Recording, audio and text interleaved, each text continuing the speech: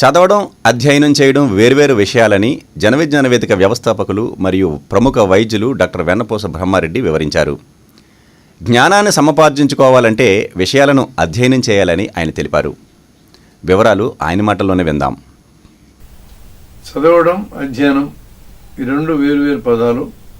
చదవడాన్ని reading అంటాం, అధ్యయనాన్ని studying అంటాం.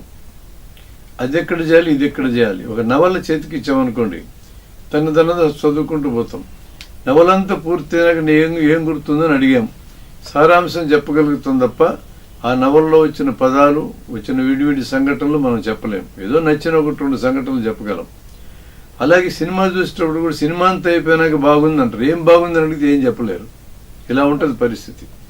అందుకని రీడింగ్ అనేది ఒక నవలకో కథకో సరిపోతుంది. సిద్ధాంత గ్రంథాలైనా, సబ్జెక్టులు పరీక్షల కోసం సిద్ధమైన సబ్జెక్టులైనా రీడింగ్ అనేది చాలదు.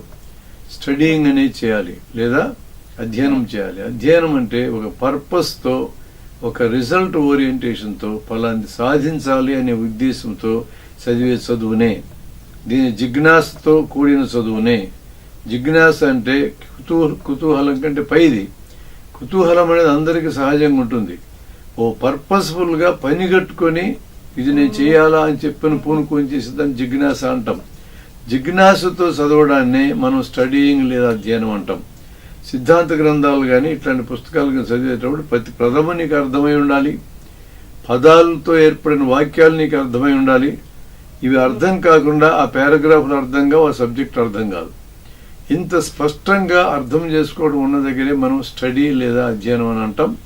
ఈ అధ్యయనం చేసి సబ్జెక్ట్ మీద కమాండ్ సంపాదించుకున్నటువంటి వాడే ఎవరికైనా చెప్పడానికి అర్హుడు, దేన్నన్నా సాధించడానికి కూడా అర్హుడు. కాబట్టి అధ్యయనం కొన్ని విషయాల్లో తప్పనిసరిగా ఉండాల్సిన అవసరం ఉంది.